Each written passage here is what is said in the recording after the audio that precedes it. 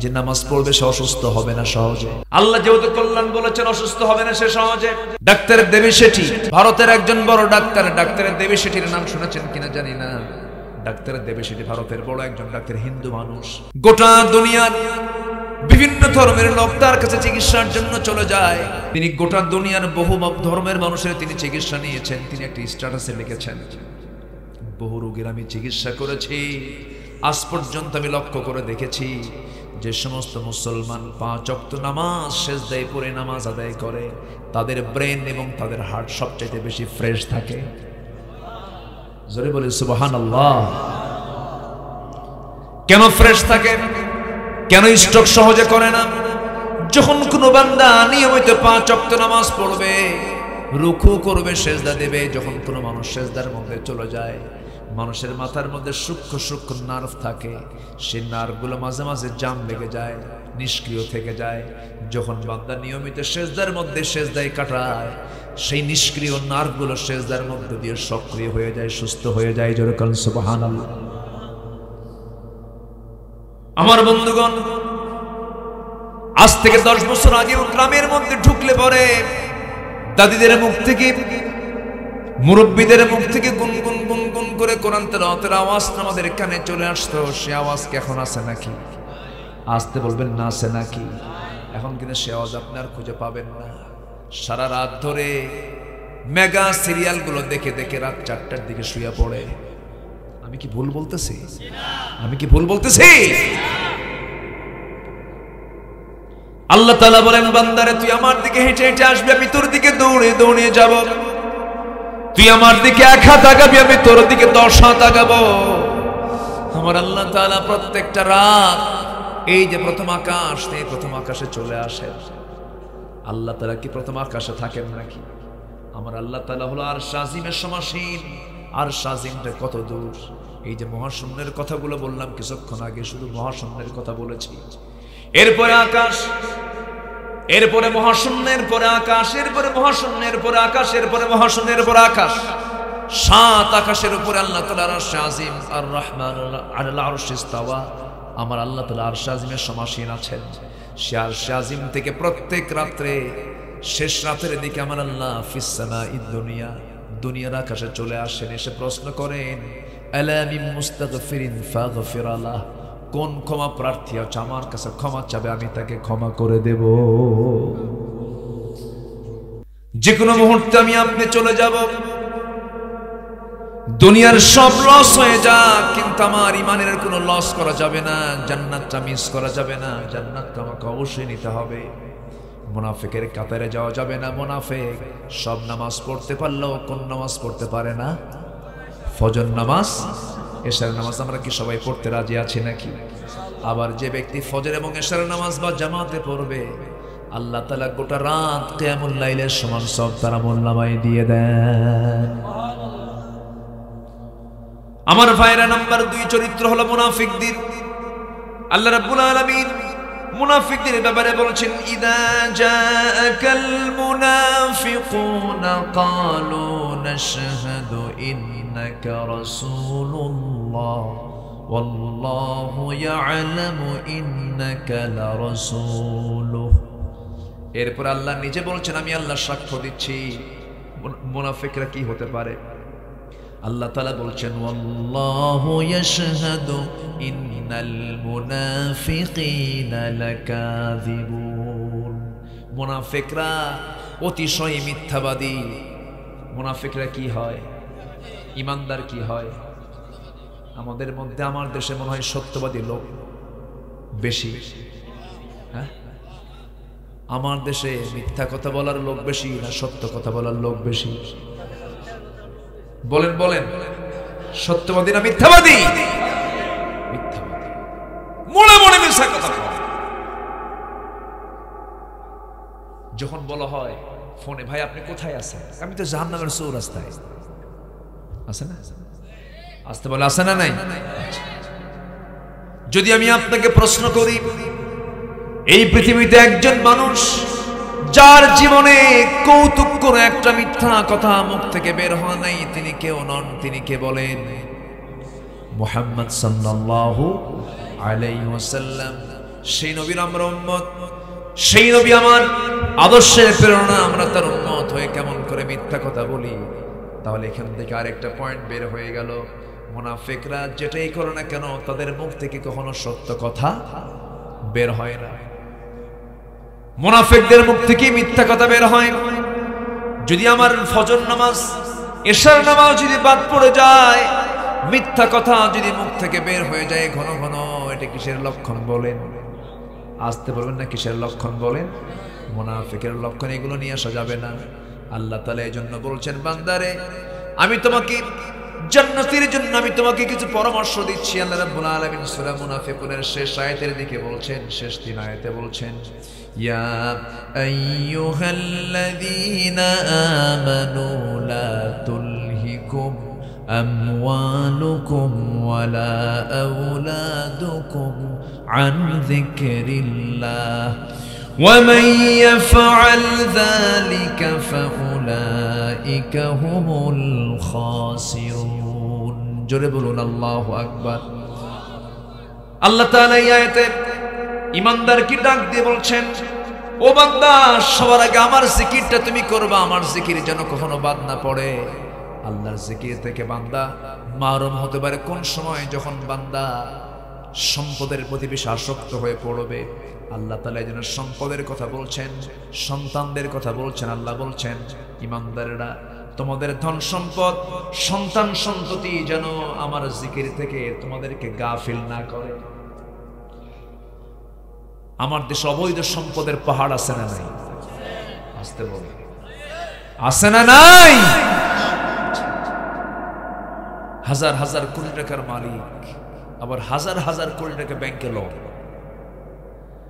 নিজে মালিক হলো 2000 কোটি টাকার, ব্যাংক লোন করেছে 4000 কোটি টাকা। মানে ফকির তো এটা, ভিআইপি ফকির। কি ফকির এটা? কি কথা কি বুঝতেছেন? সে নিজে সম্পদের মালিক হলো 2000 কোটি টাকার, ব্যাংক থেকে লোন করেছে কত? 4000 কোটি টাকা। তাহলে 2000 কোটি টাকা ওর বাপে। ফকির না ভিআইপি ফকির?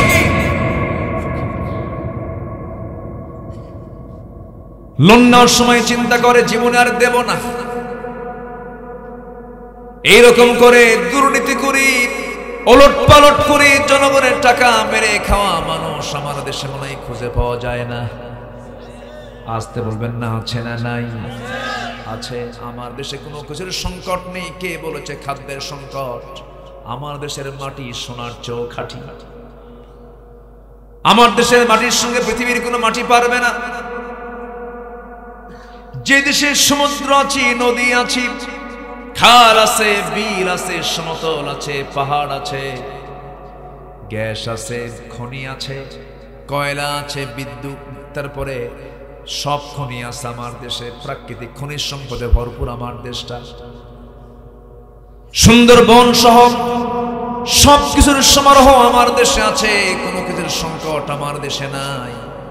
আমার দেশে যদি আমি প্রশ্ন করি তাহলে কিসের সংকট? আমার দেশের সবচেয়ে বড় সংকট হলো সৎ নেতৃত্বের সংকট। ঠিক কি না? সৎ নেতৃত্বের সংকট। যদি প্রশ্ন করি আমার দেশে নেতা বেশি না কর্মী বেশি? বলে, আসতে বলে, নেতা বেশি না কর্মী বেশি? নেতা বেশি হওয়ার জন্যই তো স্টেজ ভেঙে পড়ে। ঠিক কি না?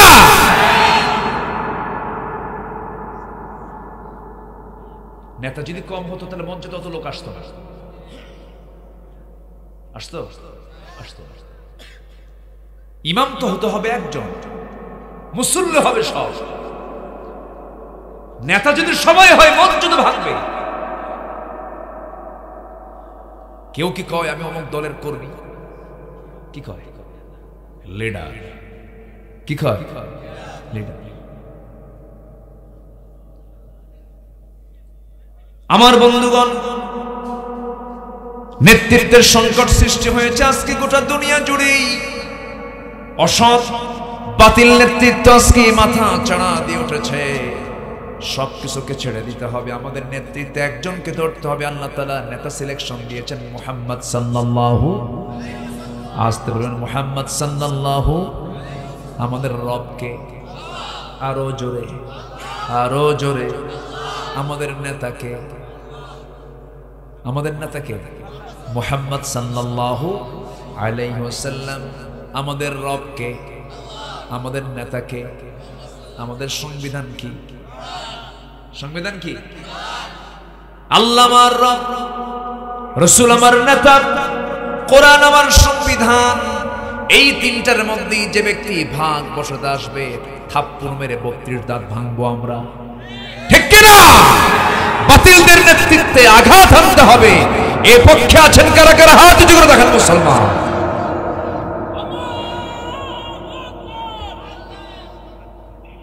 আল্লাহ তুমি সবার হাতকে কবুল করো। জোরে বলি আমিন, আরো জোরে আমিন। কষ্ট পাচ্ছেন? আমার দিকে তাকান।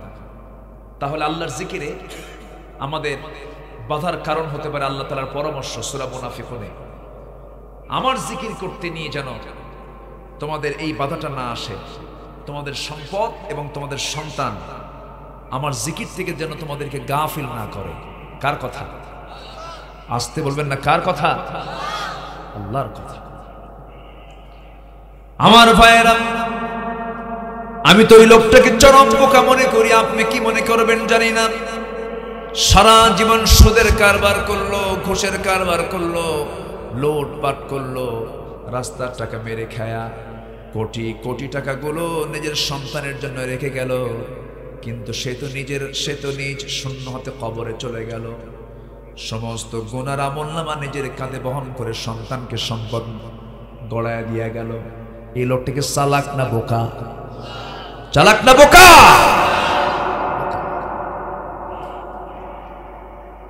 আল্লাহ বলছেন বান্দা, আল্লাহ বলছেন বান্দা, সম্পদ যেন আমার জিকির থেকে, সন্তান যেন আমার জিকির থেকে তোকে উদাসীন না করে ফেলে। সুদ খাওয়া হালাল না হারাম? এরা কেমন হয় সুদ নাই? আছে, আছে, সারছে খাম। সুদ খায় কারা? সুদ খাওয়া কার চরিত্র কর? আসতে কয় কেন? আচ্ছা সূরা ধরছি তো মুনাফিক। আমার ওয়াজে আজকে কেউ খুশি হতে পারবে না। রাগ করতেছেন নাকি আপনি? আবু জাহেলের সমাজের 4টা বৈশিষ্ট্য ছিল। আবু জাহেলের সমাজের কয়টা বৈশিষ্ট্য ছিল? 4টা। 1 নাম্বার সুদের কারবার, নাম্বার 2 হলো জেনার কারবার, নাম্বার 3 হলো জুয়ার কারবার, নাম্বার 4 হলো সুদ বলেছি, মদ বলি নাই মনে হয়, মদের কারবার। এই 4টা কাজ আবু জাহেলের সমাজে ছিল। সেই সুদ, সেই মদ, সেই জুয়া, সেই জেনা আজকের সমাজে নাই। আছে? তাহলে আবু জাহেলের সমাজে যা ছিল এখনকার সমাজেও তাই আছে। তাহলে এই সমস্ত বিষয়গুলোকে যারা লালন করে, সুদের কারবার যারা করে, জেনার কারবার যারা করে, মদের বোতল নিয়ে যারা থাকে, এর সমস্ত কাজের জুয়ার কারবার যারা করে, জুয়াটা হলো দেখেন না 6-7 জন মিলে মোনাজাত তোলে। মোনাজাত ধরে, মোনাজাত পার্টি আছে না? নাই এলাকায় মনে হয় নাই?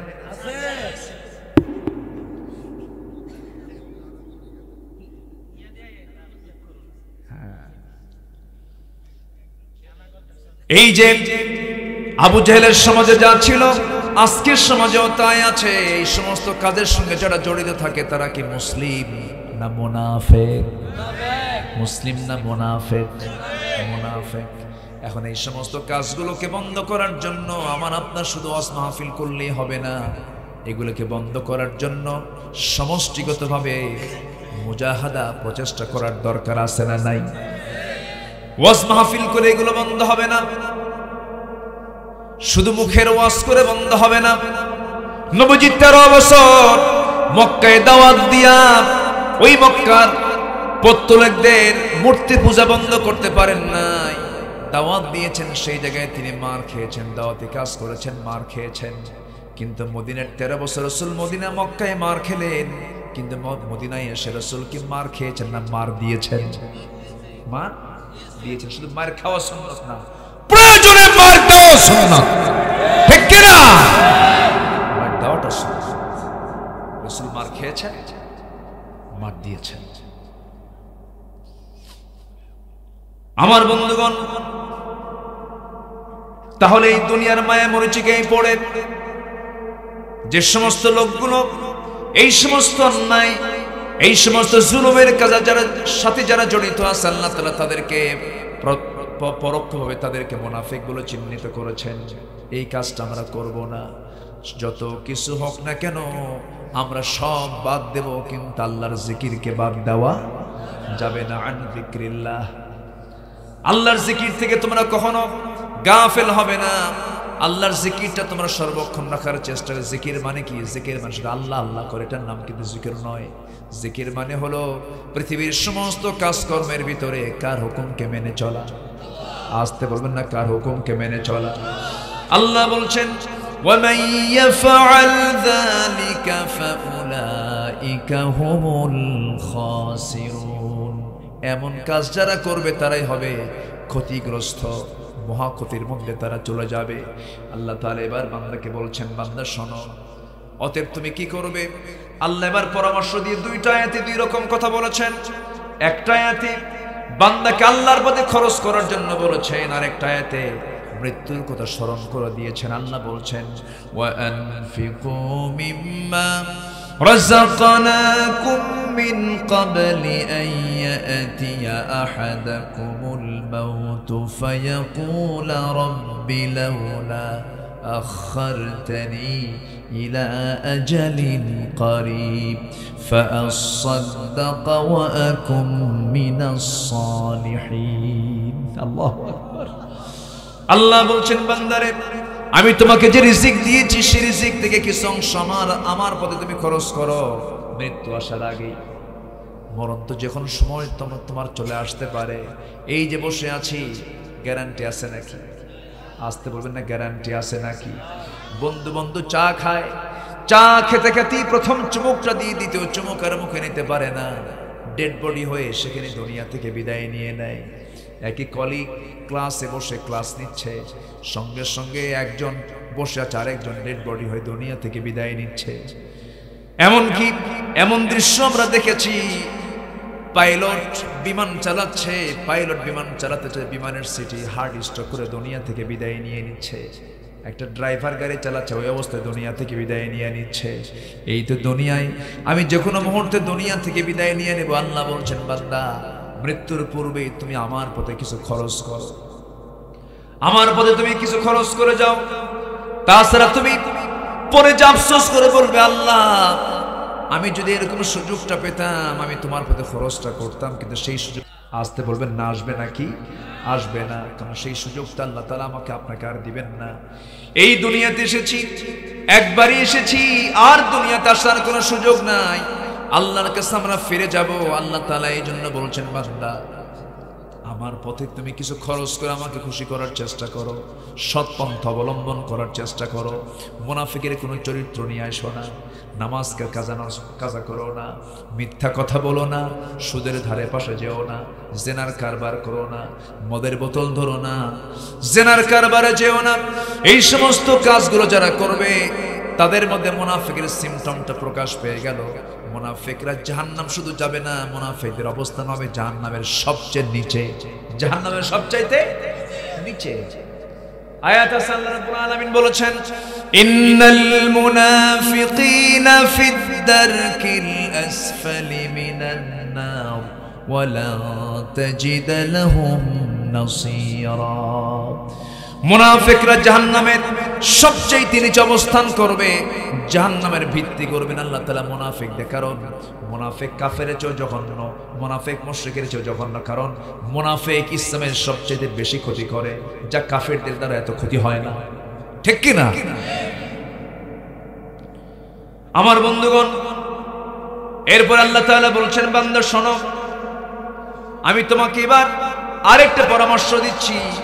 وَلَن يُؤَخِّرَ اللَّهُ نَفْسًا إِذَا جَاءَ أَجَلُهَا وَاللَّهُ خَبِيرٌ بِمَا تَعْمَلُونَ। যখন তোমার প্রাণ চলে যাবে, যখন তোমার দুনিয়া থেকে বিদায় হওয়ার সময় চলে আসবে, কোনো অবকাশ তুমি কিন্তু পাবে না, 1 সেকেন্ড আগেও হবে না, 1 সেকেন্ড পরেও হবে না। জান কবজের সময় যখন হয়ে যাবে তোমাকে আল্লাহর সামনে হাজিরা দিতে হবে। অতএব বান্দা তুমি আল্লাহর সামনে যেহেতু যেতেই হবে, তোমাকে ইমানদার হয়ে আল্লাহর সামনে হাজির হওয়া দরকার, প্রকৃত মুমিন হয়ে হাজির হওয়া দরকার। আল্লাহ রাব্বুল আলামিন সেজন্য বলছেন আরেকটা আয়াতে, ওয়ালা তামুতুন্না ইল্লা ওয়া আনতুম মুসলিমুন, তোমরা কখনো মুসলমান না হয়ে মরো না। কার কথা? আসতে বলবেন না, কার কথা? আল্লাহর কথা। আমার বন্ধুগণ, মৃত্যুর কথা যদি কোনো বান্দা স্মরণ করে, মৃত্যু চিন্তা মানুষকে ভালো করতে পারে, মৃত্যু চিন্তা মানুষকে হারাম কাজ থেকে দূরে রাখতে পারে। আমার নবীকে একজন প্রশ্ন করছেন, মান আকিয়াসুন নাস, হে রাসূল আপনি বলুন সবচেয়ে চালাক লোকটাকে? রাসূল বললেন, ক্বালা আকসারুকুম যিকরাল লিল মাউত ওয়া আকসারুহুম ইসতিআদাদা, সেই লোকটাই সবচেয়ে বেশি চালাক যে মৃত্যুর কথা সবচেয়ে বেশি স্মরণ করে। মৃত্যু চিন্তা মানুষকে ভালো করতে পারে। আমার নবীজিও দুনিয়া থেকে বিদায় নিয়েছেন। এই পৃথিবীতে সবচেয়ে জটিল অপারেশন হলো মৃত্যু। যখন আমার জান কবজ হবে, জান কবজের জন্য মালাকুল মউত প্রস্তুত আছে না নাই? তাফসীর এসেছে, এই আয়াতের তাফসীর এসেছে, প্রত্যেকটা দিন মালাকুল মউত প্রত্যেক বান্দার কাছে 4 থেকে 5 বার আসে, 4 থেকে 5 বার আসে। আজকের এই দিনও আমার আপনার কাছে 4-5 বার এসে মালাকুল মউত ফিরে গেছে। জান কবজটা করো নাই, কিন্তু একদিন আসবে যেদিন শুধু আসবে আর ফেরার কোনো সুযোগ নাই, জান কবজ করে নিয়ে চলে যাবে। আমার নবী দুনিয়া থেকে বিদায় নিয়েছেন। আমার নবী যখন দুনিয়া থেকে বিদায় নেবেন, প্রচন্ড অসুস্থ আমার নবীজি, একবার হুঁশ একবার বেহুশ। রবিউল আউয়াল মাস, আম্মা জান আয়েশা বর্ণিত হাদিসটা, নবীজি অসুস্থ অবস্থায় নবীজি আম্মা জান আয়েশার ঘরের মধ্যে ঢুকলেন, বলছেন আয়েশা প্রচন্ড মাথা ব্যথা। যার মাথা ব্যথা হয় এটা সুন্নাহ। এটা কি বলেন? সুন্নাহ। নবীজির একটা রোগ ছিল মাথা ব্যথা।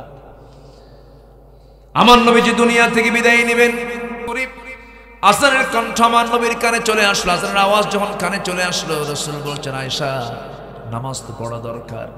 আমার নবী ওঠার জন্য বারবার চেষ্টা করছিলেন, কিন্তু মাথা চক্কর মেরে পড়ে যান। রাসূল বলছেন আয়েশা রে, আমার মনে হয় জামাতের আমি নামাজ পড়তে পারবো না, আমাকে সময় দাও। সময় দেওয়া হলো, নামাজের সময় হয়ে গেছে। সাইয়েদনা বেলাল আজান দিয়ে চুপ মেরে দাঁড়ায় আছেন, চোখে পানি টলমল করছে, কারণ বেলাল যতদিন আজান দিয়েছে রাসূলকে দেখে দেখে আজান দিয়েছেন। আশহাদু আন্না মুহাম্মাদুর রাসূলুল্লাহ, নোকটা উঁচু করে রাসূলকে দেখে দেখে তিনি আজান দিতেন। আজকে তিনি যখন আজান দিতে গেছেন, রাসূল নাই, বুকটা খান খান হয়ে যাচ্ছে। আমার নবীজি বিছানায় শুয়ে আছেন। আকামত যখন শুরু হয়ে যাবে, কে নামাজ পড়াবে? রাসূল বলেন আয়েশা রে, তুমি আমার প্রিয় সাহাবী তোমার আব্বা আবু বকরকে বলো আমার মুসল্লায় দাঁড়ায় যেন সে আমার দায়িত্বটা পালন করে, এবং এটা দিয়ে এটাও বুঝালেন আমার পরবর্তী নেতৃত্ব আমার আবু বকরই দেবে। জোরে কোন সুবহানাল্লাহ। ইসলামের নেতৃত্ব আসে নামাজ থেকে। কিসের থেকে বলেন? নামাজ থেকে। আর যে নেতৃত্ব নামাজ থেকে আসে না, সেটা হচ্ছে জাহিলি নেতৃত্ব। কি নেতৃত্ব? জাহিলি নেতৃত্ব। শেষ করে দিই, চালাবো চালাবো? কষ্ট হচ্ছে না তো আপনাদের? ও মারা আসছে নাকি? মায়েরা মাহফিল আছে? আলহামদুলিল্লাহ বলেন আলহামদুলিল্লাহ। আমি আজকে লক্ষ্য করেছি মাহফিলে কিন্তু যুবকরা বেশি,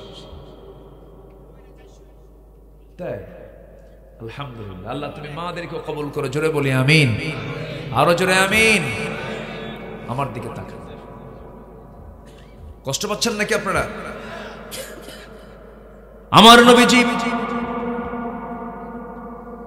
যখন বলে দিলেন, ওরে আয়েশা তোমার বাপকে বলো আমার জায়গায় যেন দাঁড়ায় আসে, যেন আমার নেতৃত্বটা দিয়ে দেয়। আজান শুরু হয়ে গেল, আকামাত শুরু হয়ে গেল, নামাজে দাঁড়ায় গেছেন সাহাবায়ে কেরাম। নামাজ শুরু হয়ে গেছে। নামাজ যখন চলতেছে, আমার নবীজি বলছেন আয়েশা আমাকে একটু নিয়ে যাও। তো নিয়ে যাওয়া হলো। জানালার কাছে গিয়া আমার নবীজি দাঁড়ানো আছেন। আমার নবীজি আম্মা জান আয়েশাকে ধরে নিয়ে সেই জায়গায় দাঁড়ায় আছেন। এমন সময় নবীজি জানালার ফাঁকা দিয়া সাহাবীদের নামাজের দৃশ্যগুলো দেখতেছেন, আর চোখের কোনা বেয়ে বেয়ে টপ টপ করে পানি পড়ছে। আম্মা জান আয়েশা বলছেন, ইয়া রাসূলুল্লাহ, আপনি কাঁদেন কেন? আপনার সাহাবীরা তো নামাজ পড়ে, আপনার কান্না করার কারণটা কি? আপনার তো এখানে দুঃখ পাওয়ার কথা নয়। রাসূল বলছেন, আয়েশা রে, আমার চোখে পানি আসার কারণ অন্য কোনো কারণ নয়, দুঃখের জন্য নয়, আমার কষ্টের জন্য নয়। মানুষ চোখের পানি ফেলে দুইটা কারণ, একটা যে চরম আনন্দের সময়, চরম দুঃখের সময়। আজকে যে তুমি আমার চোখের পানি দেখতেছো আয়েশা, এটা আমার চরম আনন্দের চোখের পানি। তুমি কি জানো আয়েশা, এই নামাজ কায়েমের আন্দোলন করতে গিয়ে আমাকে তায়েফের মানুষ রক্তাক্ত করেছে। উহুদের ময়দানে দন্দে মোবারক শহীদ হয়েছে আমার সাহাবী আম্মারের বাবা ইয়াসারকে, সুমাইয়াকে দুনিয়া থেকে বিদায় করে দিয়েছে। এই নামাজ কায়েমের জন্য কত রক্ত আমার সাহাবীরা ঝরেছে। সেই নামাজ আজকে রাষ্ট্রীয় পর্যায়ে কায়েম হয়ে গেছে, এই জন্য আমার চোখের পানি আসছে। আমার নবীজিকে আস্তে করে শোয়া দেওয়া হলো, নামাজ শেষ হয়ে গেছে। সাহাবে কেরাম তাদের মধ্যে কান্নার রোল পড়ে গেছে।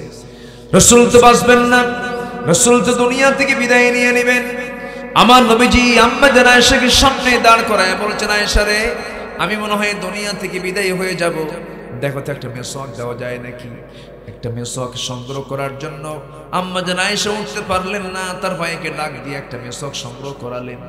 মেসওয়াকটা তিনি শক্ত মনে করে আম্মা জান আয়েশা চাবায় চাবায় নরম করে দিয়া সেই মেসওয়াকটা নবীর হাতে যখন দিয়ে দিলেন, আমার নবীজি মুস্কি মুস্কি হাসি মেরে মেসওয়াকটা মুখে নিয়া আগে চুষে চুষে তার মুখের লাগানো থুতুগুলো চুষে চুষে পান করছেন, আর বলছেন, আয়েশা, আমি তেমন হক আদায় করতে পারলাম না, আমি তোমাকে খুশি করার চেষ্টা করলাম। আম্মা জান আয়েশা বলেন, আমি নিজেকে ধন্য মনে করি, আমার নবীজি তার জীবনের শেষ খাবার খেয়েছেন। আমি আয়েশা আমার মুখের লালা। নবীজি মেসওয়াকের মুখটা পরিষ্কার করে ফেললেন। নবীজি দুনিয়া থেকে বিদায় নেবেন। বিদায় নেওয়ার আগ মুহূর্তে আম্মা জান আয়েশাকে ডাক দিয়ে বলছেন, আয়েশা রে, আমি মনে হয় দুনিয়া থেকে বিদায় নিয়ে নেব। মালাকুল মউত যে কোনো মুহূর্তে আমার সামনে চলে আসবে, আমি দুনিয়া থেকে বিদায় নেব। আমার উম্মতকে একটা লাস্ট মেসেজ দিয়ে দিও, আমার উম্মতরা যেন 5 ওয়াক্ত নামাজ যেন কখনো না ছেড়ে দেয়। নবীজির শেষ কথা ছিল কয় ওয়াক্ত নামাজ। সবাই কি 5 ওয়াক্ত নামাজ পড়বেন? এটা হাত তুলে দেখেন তো দেখি। জোরে বলি ইয়া আল্লাহ, আরো জোরে ইয়া আল্লাহ। আমাদেরকে 5 ওয়াক্ত সালাত আদায় করার তৌফিক তুমি আল্লাহ দিয়া দাও। জোরে বলি আমিন, আরো জোরে আমিন।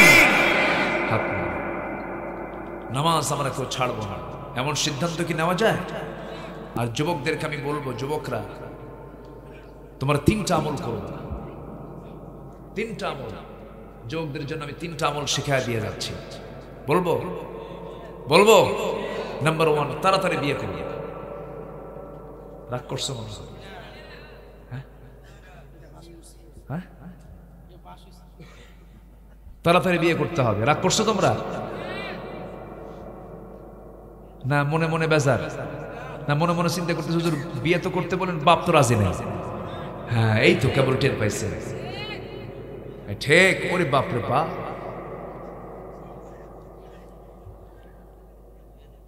আমি এমনি বলতেছি না। আজকের সমাজে বিয়ে বেশি না জেনা বেশি? বলেন, বিয়ে বেশি না জেনা বেশি? জেনা বেশি। জেনাকে বন্ধ করা পৃথিবীতে একমাত্র বিধান হলো বৈধ সম্পর্ক।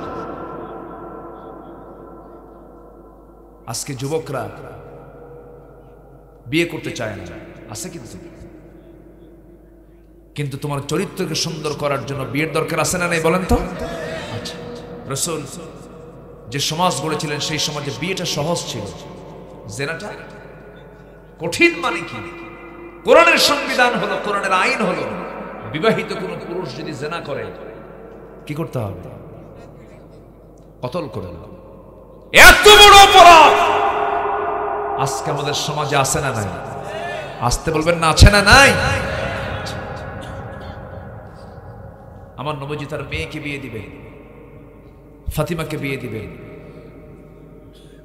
ধনী ধনী বিলিয়নার সাহাবীরা এসে রাসূলকে বলছেন, ইয়া রাসূলুল্লাহ, আপনার মেয়েকে আমি বিয়ে করতে চাই। রাসূল বলেন, না, নট অ্যালাউড, যাও। আমার পছন্দের ছেলে এখন আমার সামনে আসে নাই, সবার প্রস্তাব দেওয়া শেষ। এমন এক সাহাবী আসছে যার বাড়ি নাই, নবীর কাছে এসে দাঁড়িয়ে আছেন। রাসূল বলেন, আলী তুমি কিছু বলবা? হুজুর কি যে বলবো নিজেও জানি না। তুমি কি আমার মেয়েকে বিয়ে করবে? হুজুর দিলে করা যায়। সুবহানাল্লাহ বলবেন না? নবীজি বলেন, কিছু কি আছে তোমার কাছে? হুজুর কি থাকবে, আমার তো বাড়ি নাই। কি আছে তোমার কাছে বলো? একটা তরবারি, এই যে একটা ঢাল। রাসূল বলেন, তরবারি তো তোমার লাগবেই, ঢালটা বেচে আসো। ঢাল বিক্রি করার টাকাই হবে আমার মেয়ের বিয়ের মোহরানা। বিয়েটাকে কত ইজি করেছেন রাসূল। আর এখনকার মোহরানা কি?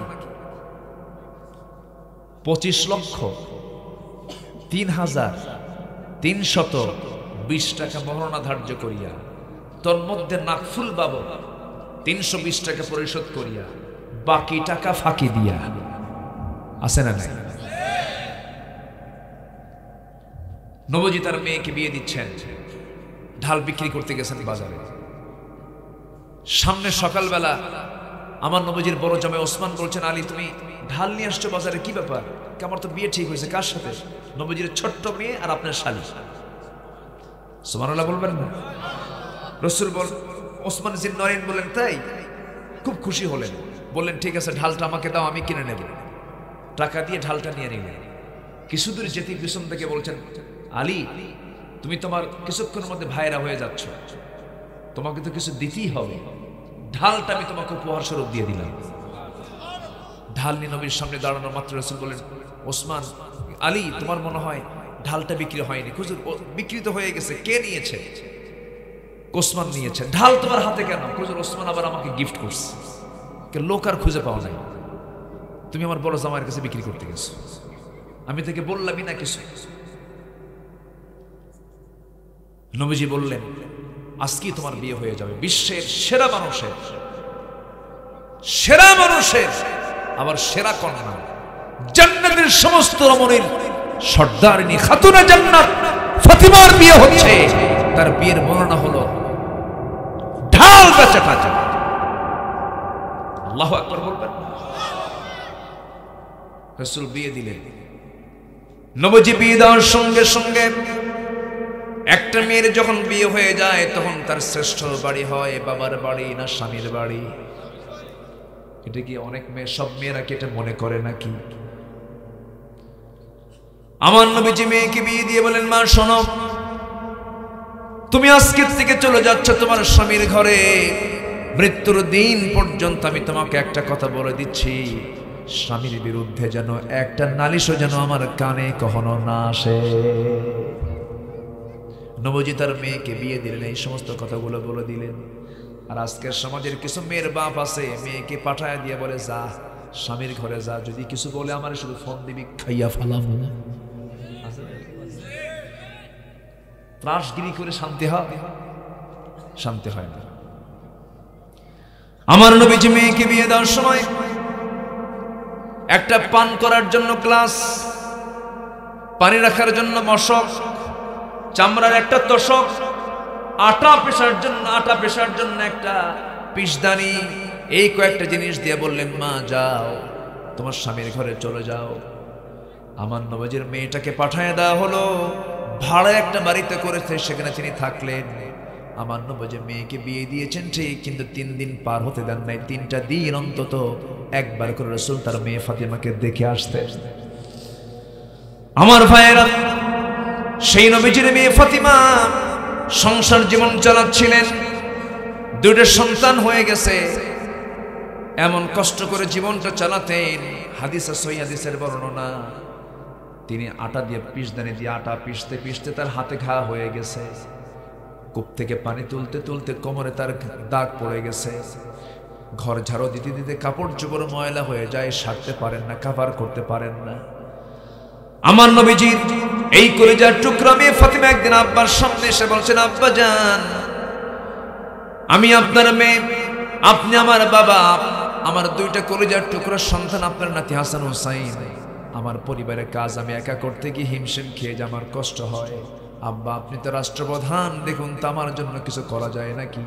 একটা কাজের মানুষ দিলে, একটা খাদেম দিলে খুব উপকার হয়। আমার নবীজি আস্তে করে বলছেন, ফাতিমা রে, এই দিকে আয়, তোর সঙ্গে একটু পার্সোনালি কথা বলি। কাছাকাছি নিয়ে বলছেন, ফাতিমা রে শোনো, তুমি আমার মেয়ে, তুমি আমার মতোই হবে। তুমি কি দেখেছো তোমার বাবা কারো দ্বারা কাজ করায় নিয়েছে? তুমি কি দেখেছো এমন কোন চরিত্র আমার দ্বারা পরিস্ফুটিত হয়েছে? আমার কাপড় আমি নিজে ধুই, আমার ঘর আমি নিজে ঝাড় দেই, আমার কাপড় আমি নিজে সেলাই করি, আমি কাউকে দিয়ে কোনো কাজ করাই না।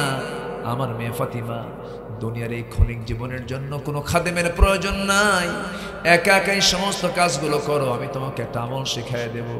সুবহানাল্লাহ, আলহামদুলিল্লাহ, আল্লাহু আকবার 33 বার তুমি সকাল সন্ধ্যা পড়বে।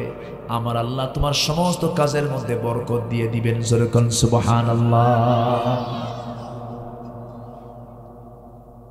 আজকের মেয়েদের বিলাসিতার পরিমাণ কমেছে না বেড়েছে? আসতে বলবেন না, কমেছে না বেড়েছে? বেড়েছে। পুরুষরাও কম না, পুরুষদেরও সমস্যা আছে। আল্লাহ তুমি সবাইকে দিন মেনে চলার তৌফিক দিয়ে দাও, সবাইকে দিন বোঝার তৌফিক দিয়ে দাও।